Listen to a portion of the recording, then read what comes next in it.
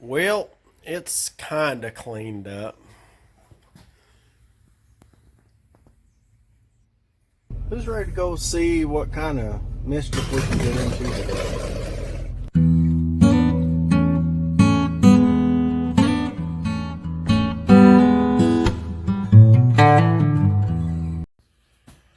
Welcome back, everybody. It is old Big Mike back out here in the Hoopty Barn with our Project 2025. And today we got to address this. So, you remember, I went to put some Earl in here and it was spilling out of there like stupid gibberish out of a liberal's mouth. And anyway, that thing's all beat to crap and I'm going to have to replace it. I could try to straighten it, but I ain't got time for all that mess. And I just happen to have, a couple of options here. So this one here's got the two parts. That one's got the one parts. So we got a filler cap right there. So that's what we're going to do. We're going to replace it with that one right there. But it's kind of crusty and yucky and all that stuff. And so, that being said, I know I put it down here somewhere. Ah, there it is. There's our handy dandy oven cleaner. We got just a little bit left from last time.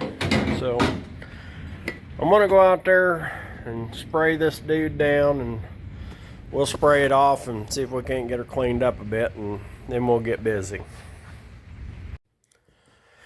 Okay, so I got her off of there, and that gasket was in really bad shape too. But you can see this is a good straight oil pan. This one here is obviously bowed out quite a bit right there. And so we're going to go ahead and do that. And because that gasket was in such bad shape, I went ahead and vacuumed it out and all that, make sure there wasn't any gasket material down in there. And I'm going to go ahead and change that one too, since I've got a set of gaskets, and yeah, might as well do it now. Alright, so this side as well. Looks like they had a Gorilla tighten that sucker down. I don't know if you can see that or not, but they bent the crap out of the lip on that pan, and it's pooched out right here. So it's like I'm going to change this side too. So, alright. Yeah. Luckily, I got the stuff to do it. So, let's do it. Well, the rain finally stopped, so I got the shop doors open. Maybe it'll cool it off and not be quite so muggy in here. So, I went ahead and made the executive decision to take and swap them across, because I thought it'd be a little smarter to have the fill cap up here in the front rather than over there in the back. Should be smarter. I don't know. But anyway, now we'll see if we can fill it without it leaking all over. I tightened them down to cork gasket, not car crusher. And we'll see if maybe we can get this sucker filled up with oil. And then we'll see where we're at. Okay, so now we have oil in. And I am pleased to report that there is no oil leaking. All that junk is just from before. And our dipstick isn't leaking. So I'm pretty happy. So, alright. Let's see where we go next. Whew, at least we got that buttoned up. Alright, so here's what I'm doing next. I took my lines off of the 904 over there that came out of the Coronet, and we're going to go ahead and hook these up so that we can get our transmission ready to hook up to the radiator, whatever, you know, because, well, I don't want to be blasting stuff out of here. And anyway, it's all got to be done anyway, so that was what was handy, so that's what I'm doing next. Alright, so I was looking for a radiator for this thing, and I've got, well, this one was one that came out of the Ranger. I just don't think that's going to have near enough cooling capacity. This one came out of that big old Dodge D250 pickup. It's really wide. I don't think that's going to fit in the body we're putting on. I got this one. It's a big old triple core racing radiator, but it needs some love from Radiator Shop or something. And then I have one more. Yeah, I know that's awful bougie for that. I actually ordered this for a different project and ended up not using it. I've had it up there, I don't know, 2-3 years. And it still may not be quite enough to handle all this for this 440, but I think it might be really close. I mean, it's pretty dang thick. It's a triple core. So I think that one's going to be our radiator. I'm not real fond of these. We'll see if I can find some different fittings to put in there instead of just putting a hose on there. But anyway, so I think this one, yeah, I think that's going to be our dude right there. So, all right, let me see what I can figure out, a way to connect, you know, find a place for this and all that. So anyway, all right, so this is what I came up with.